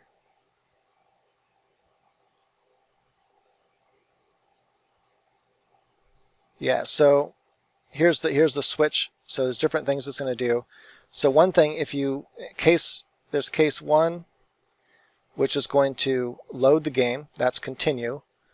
And so just to see what that is, if you go back to create here, notice that 1 or 0 technically is continue, and then new game and quit. And that's right here. So this will screen load. This loads that script, right? This is the script that I showed you. So it's basically run that script which loads the save point. So if you hit continue, so what that does, that what the save allows is if you turn the machine off. So checkpoints don't work without a save. So if you're playing the game, and I don't know, let's say you're on level 1, right? There's no save points here. You're on level 1 and you make it to room 2. Actually, there's a save point right there. Oh yeah, okay. Let's say you're playing the game, right? And you're on level 1. You make it to this checkpoint right here. Make it to that checkpoint, and then you turn your machine off. When you turn your machine back on again and play the game again, you're not going to start here. The whole game's going to start back here because there's no save. It hasn't saved the game yet. If you make it to level 2, though, there's a game save here. So once you notice you're automatically coming in contact with it. So you start right here. You're in contact with this, and now you start the game, and it's saved.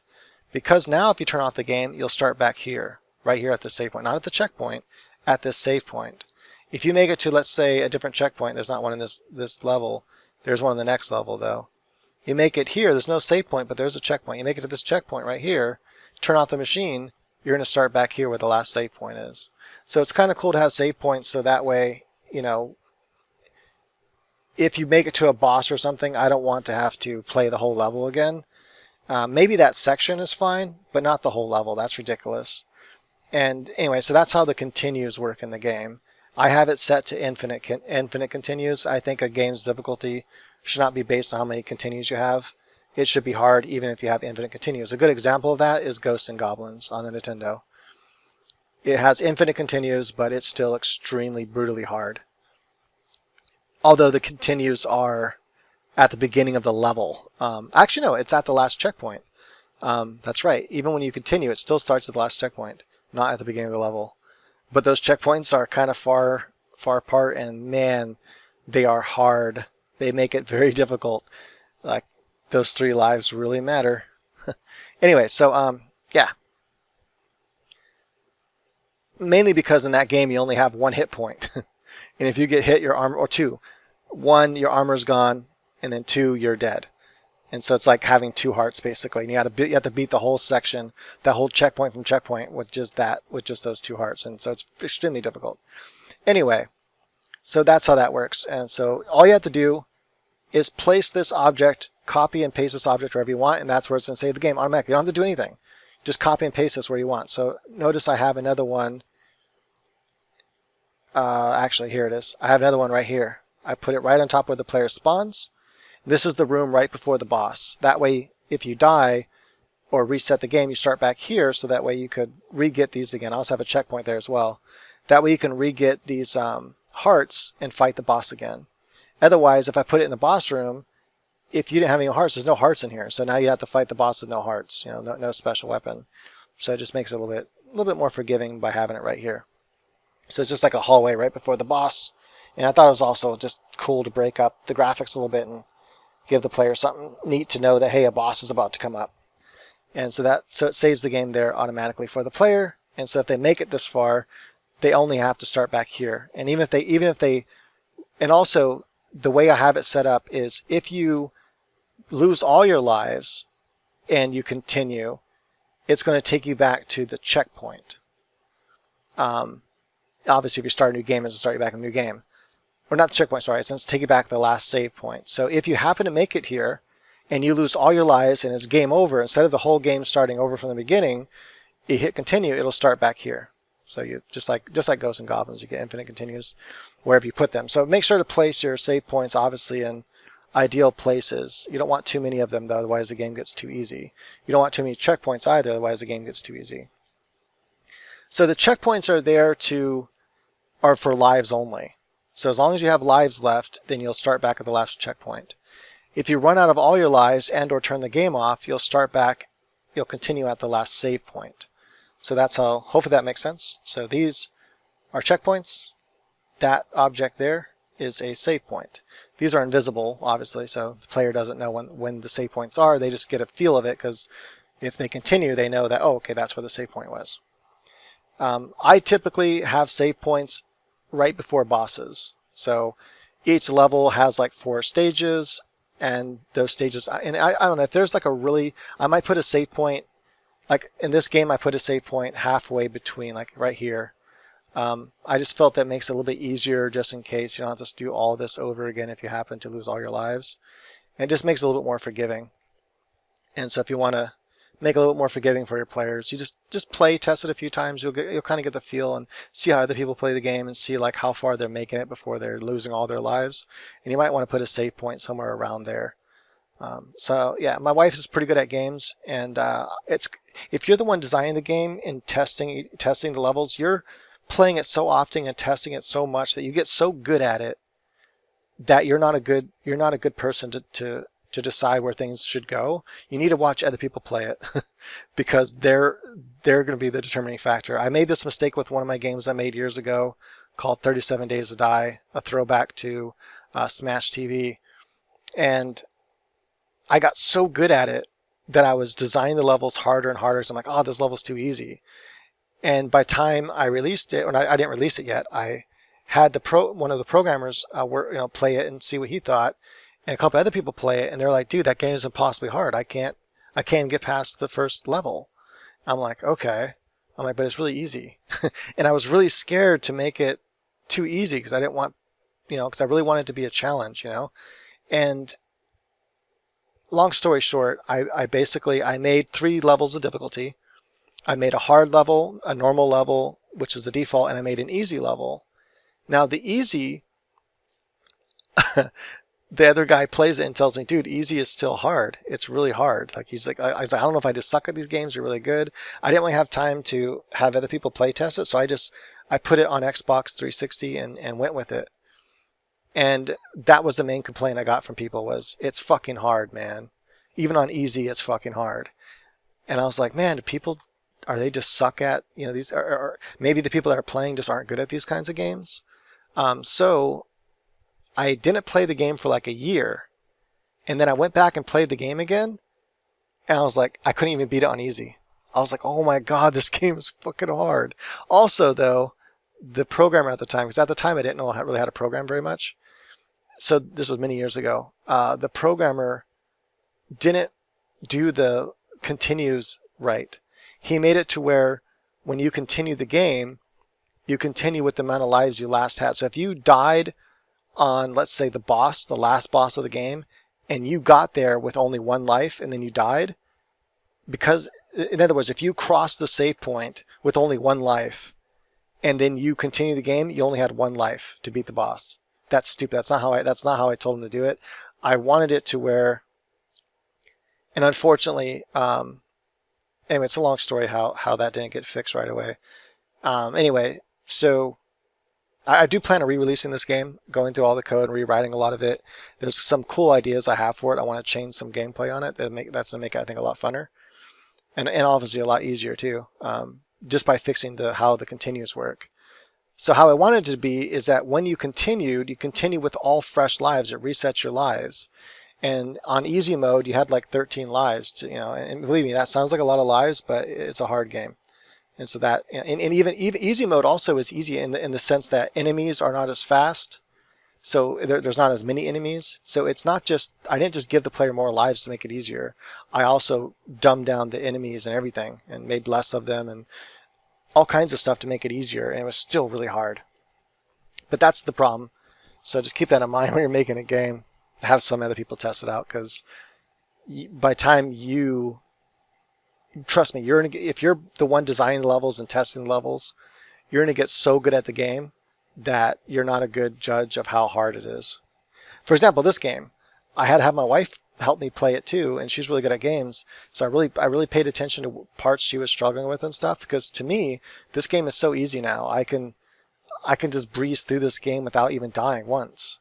I think I can get through the whole thing without even getting hit. Well, when I say game, I mean the game demo. If you played the game demo, you know it's not easy, and I'm pretty sure I can do it. I think I've done it without getting hit one time yet. Even on the boss, I can do the boss. I can beat the boss in like, so you know how she starts on the right hand side and then she flies to the left and then she flies back to the right. I can kill her before she gets back to the right side of the screen. So she flies to the left one time, and when she's halfway through trying to fly back to the right, she's dead, and that's without an axe. Or maybe that was with the axe.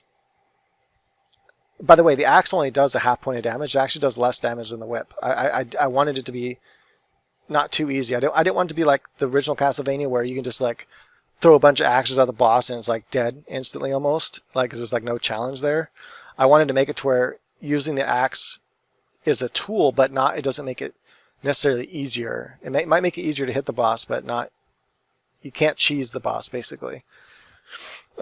With just the whip, I think I can kill the boss before, maybe when she gets back to the right hand side, or at least before she gets back to the left hand side a second time. Really fast, so, and all without getting hit. So yeah, and then, yeah, anyway, the game's just really easy to me now. So if I want to make this game really challenging to me, like, I think most people wouldn't be able to play it. They'd have to practice a lot before they got good enough to actually get anywhere. It'd be like Ghosts and Goblins for them, you know? Okay, so anything else I wanted to cover in this engine? I think that's the main stuff. I'm just trying to make sure. Let me go through each room here, just make sure nothing else sparks my mind. So obviously these paths, you can make different paths for the Medusa heads. I have this S pattern because that's how Medusa heads work. Mine are fire heads, but they're supposed to work like Medusa heads. Platforms, like I said, it's like zombies. These things here. Oh yeah, I was going to talk about these really quick. They're pretty simple. Oh yeah, then you have these fireballs and stuff. So you just mess around with different numbers. It's all documented really well in the notes for how fireballs work. So how these are things that shoot the fireballs straight up. Then they're the same. It's really the same logic as the boss uses to throw the same acid balls at you. I don't know why I said fireballs, acid balls. So what I did here is I actually have behind. Okay, so this is behind this on a different layer. That's all I did. It's really easy. So these just go up and down following a path. So this is the path right here. These ones are relative. Oh yeah, here's where I used it. So notice I didn't have to make 3 paths because these are all going to do what this path is doing. So all I had to do is just say move these. I switched that one thing to false, like I told you. Switch that to false, and now these are still going to go up and down as if they're following this path. I have one set to follow this path because I think one path is slower or faster. That way they have a different pattern. And I think, oh yeah, so let me go ahead and do this really fast. So let's see here. I have this background, assets. I'm just trying to see where this is at. Okay, so see, that is back there, and then I have, well, that's the rails. Tiles mid. Where did I put it? I'm just trying to see where I put this at. Tiles there. Okay, there we go. So that covers the spike. So now, the reason why this is in front here is I think these are on block. Yeah, the spikes are on the block layer. So these are moving up and down, but you would see these, if this layer wasn't here, you would see this just going up here into nothing. It wouldn't make any sense. But because I have this here, it looks like it's going up into something. You can actually create a separate tile if you wanted to, and create like a little hole right here or something, so it looks like they're going up into a hole. You can also just create something different altogether, where it looks like something more mechanical that this is going up inside of, that the pistons are coming in and out of, whatever you want to do, and it will look like it's going up inside of that. But that's what I did just really fast to make it make sense, so that it's going up and down and makes sense that it's not just. Yeah, anyway, so that's how that's done. Really simple. That's a really easy way to do things. So sometimes it just takes thinking about things, like what's the easiest way to do something. Because at first I was like trying to think, how do I make the graphic stretch and squash? And I was thinking about ways to code that, like I can squash and stretch this, kind of like I do with the health bar. And then I was like, wait a minute, I'm thinking about this way too hard. Why not just make it long enough, raise up and down, and then put something else over it that looks the same as the background? And that way it just looks like it's going behind it, and now it'll look like it's going up into something. It looks exactly how I want it to, and it's much easier to do. So voila, there you go. Anyway, so sometimes like just think about a really easy way to do things is the best way to do it. This section of the game is actually fun. I like it. So it's a little bit challenging, and this was a throwback to Castlevania on the Nintendo. I don't know if you ever noticed this, but in the original Castlevania, there's only one place where there's these spikes that come down and smash you, and there's three of them like this, but mine's different. Theirs is like the first one you walk, the second one you walk, duck, and then walk, and the third one you just walk again. It's just different timing. This one has different timing. When you jump, you have to jump. You can't just walk. So notice here you have to actually jump up here. So you have to wait till this is up high enough. You can jump without hitting your head and then walk. But when you walk, you hit this trigger, which triggers these zombies. So once you're here, you have to turn and hit these zombies without hitting the spikes. It's not that hard. Then when this goes up, you time it and walk underneath it. But in this one, there's the spikes here. So you have to wait till it goes up high enough, and you have to hit jump once. You have to just tap it really fast. Because my jump button works, the longer you hold the button down, the higher you jump. So you want to just tap the button really quick to do a short jump right here, and without hitting your head. It's really not that hard. If you play the demo, you know how hard it is or not. But it's pretty easy to figure out the timing on it. And then boom, you get down. And this is the only place the spikes are. Now, in my demo, it makes more sense because it's just a demo. Theirs is a full game, and they only have 3 spikes. There's one section, I think it's on level, I can't remember the level it's on now, 3, I think. And there's just one section where, and there's 3 spikes, and that's it. You never see it anywhere else in the entire game. I'm like, why did they spend all that time programming spikes? Not that spikes are really hard to program, but they spent that time to program the spikes and then only used them in one part of the whole game. It's like, I think that was a missed opportunity. They really could have, I could think of other places in the game where they could have put spikes again, just to kind of break up what you're doing and make it interesting. But yeah, so okay, I think that's it now. I think that covers everything. Room transitions, triggers. And you can do triggers for all kinds of things. I have another trigger that triggers sound. I forgot to mention that. So at the beginning of a level, I have this right here. This is a sound trigger, so this triggers the music I want it to play. I don't think it's in the creation code either. No, it's just in the actual object itself. And that tells what music I want it to play. And you can see right here it's called O Play Music. Now, right now what happens though is if I get to this checkpoint, for example, up here, and then die, the music won't be playing anymore. Because I think I have it set to where the music stops playing if you die. And then it doesn't restart because nothing sets the variable to play the music, which is this here. So you can just place that music thing back next to checkpoints, and that way if you die, it'll replay the music when you get there. Another way to do it would be just to say, let me go to that object real quick. another way to do that would be instead, when you come in collision with it, instead of saying, when you come in collision with this object, play this music, you can just set an object an invisible object in the room, or even just say in O game, like put a code in O game.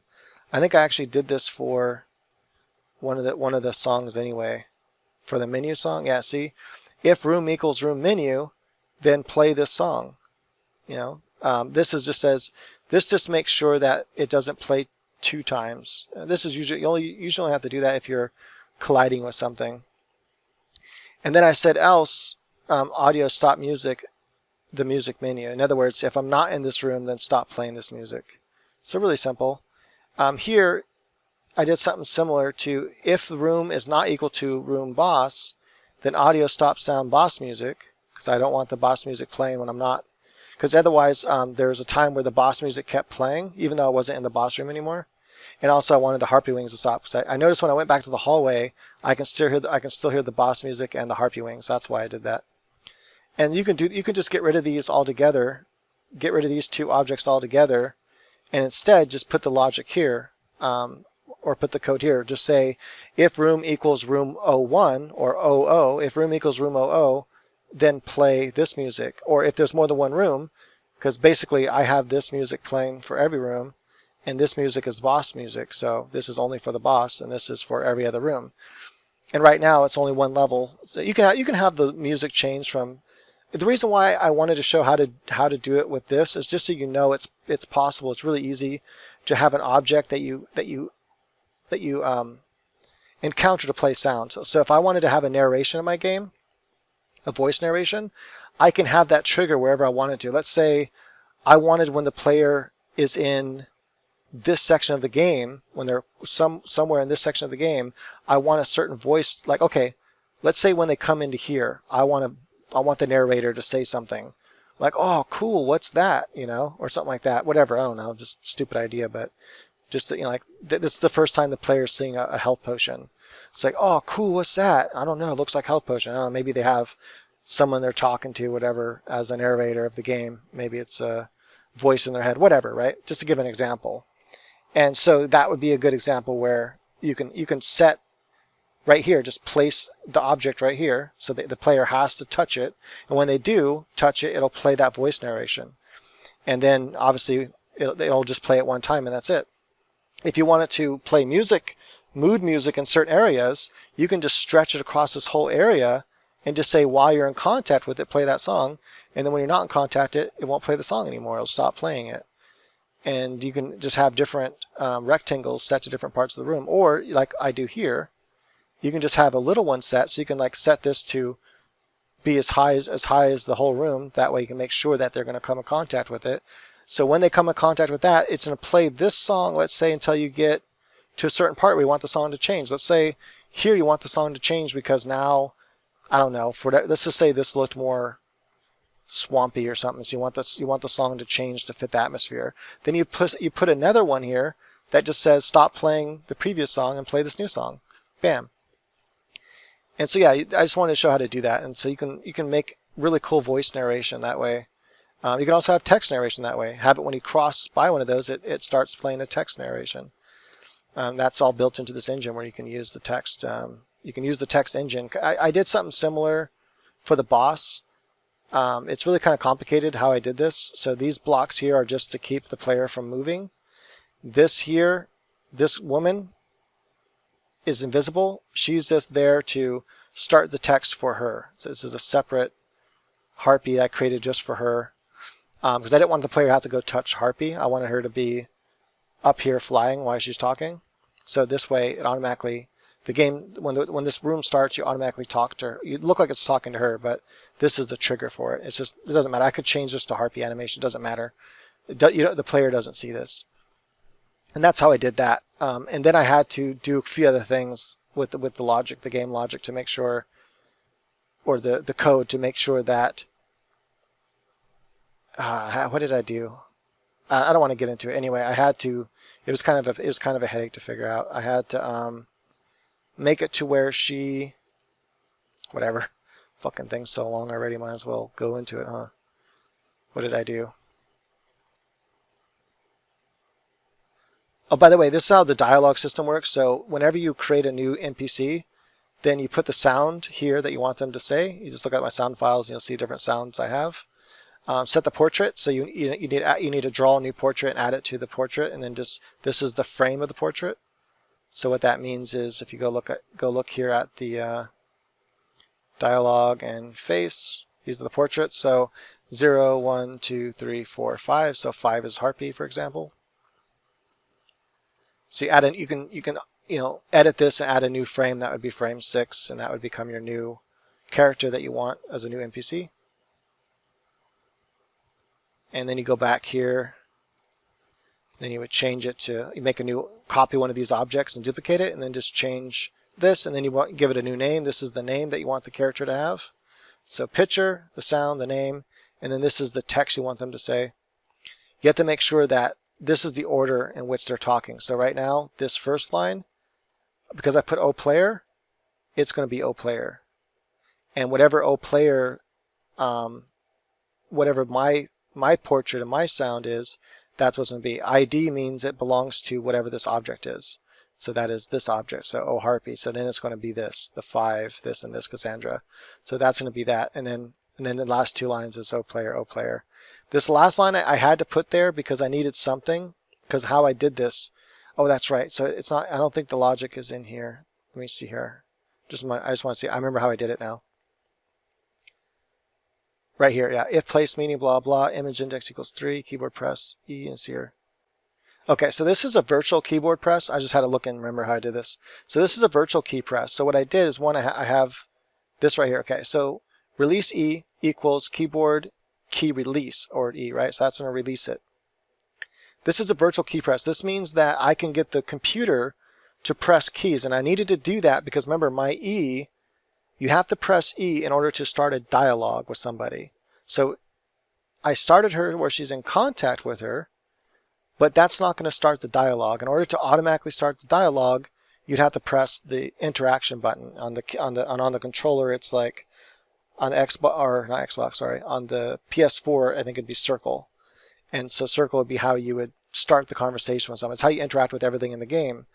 The problem is if the player just started here and she's up here flapping her wings, they wouldn't know what to do because they don't see anything. They can't move anywhere.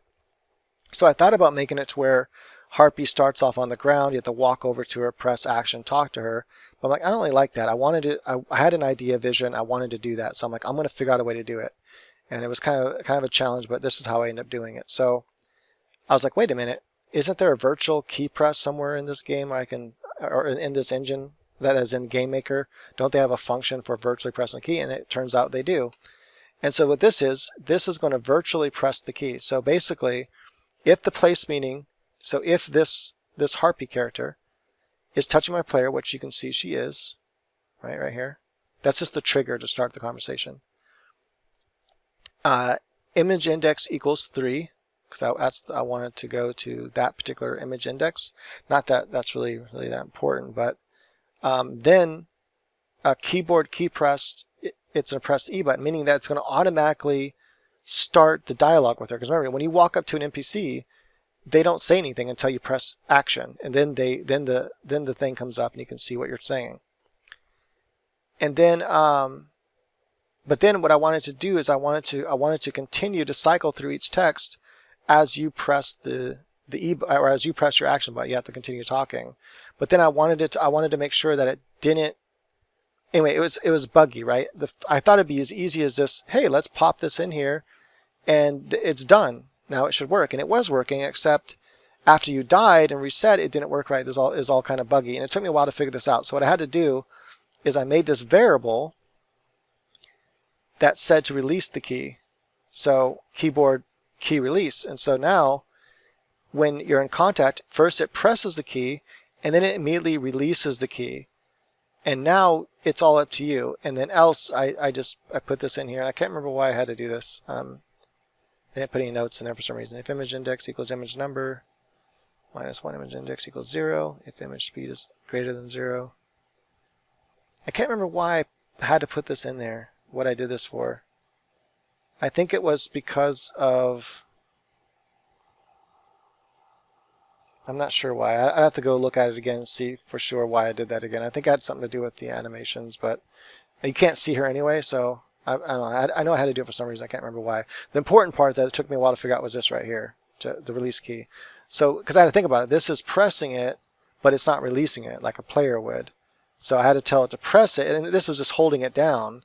That's why I was coming across issues. So hold it down, release it. So this presses it, this releases it. So now they do a quick pressing.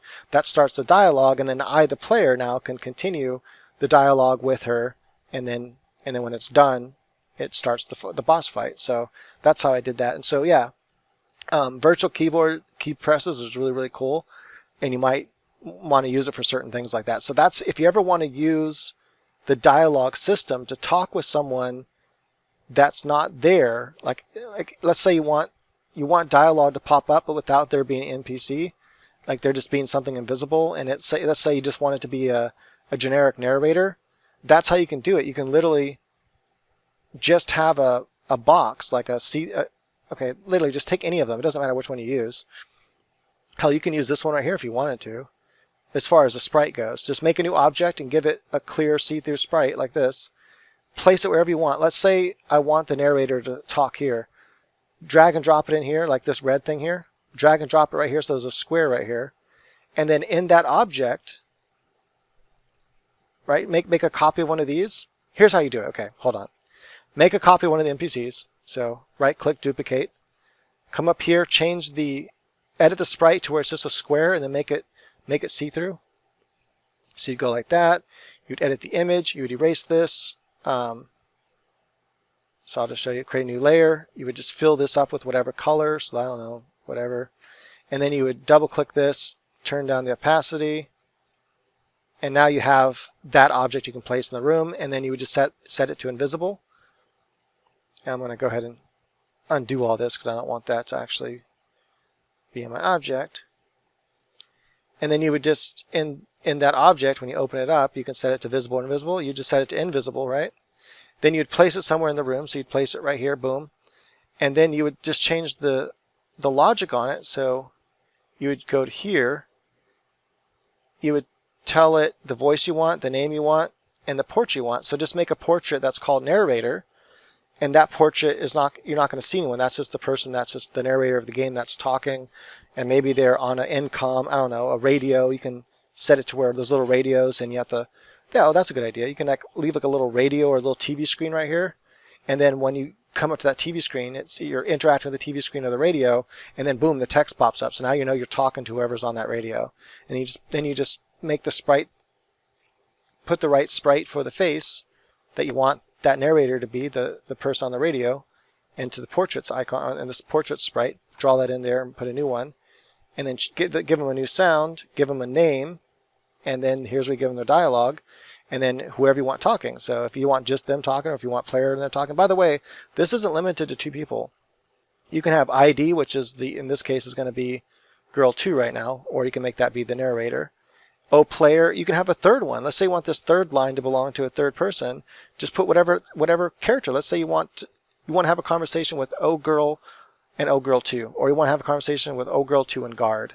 Then this would be, and let's say O girl 2 is who I have right now, so that would be ID. And then I'd put O player, and then here I would put O guard, just like that, O guard, and that would make that third line is automatically be O guard. And because O guard is an NPC, he has his own. Sorry, he has his own stuff right here. So he has his own index, so that is his portrait, he has his sound, and he has the name. So then when you're playing the game and the little text pops up, the dialogue text pops up, it's going to show for that third line of text, because you put O guard, it's going to show him, it's going to show his picture, his sound effect, and his name. So you can have a conversation with 3 people, 4 people, 5 people, however many people you want.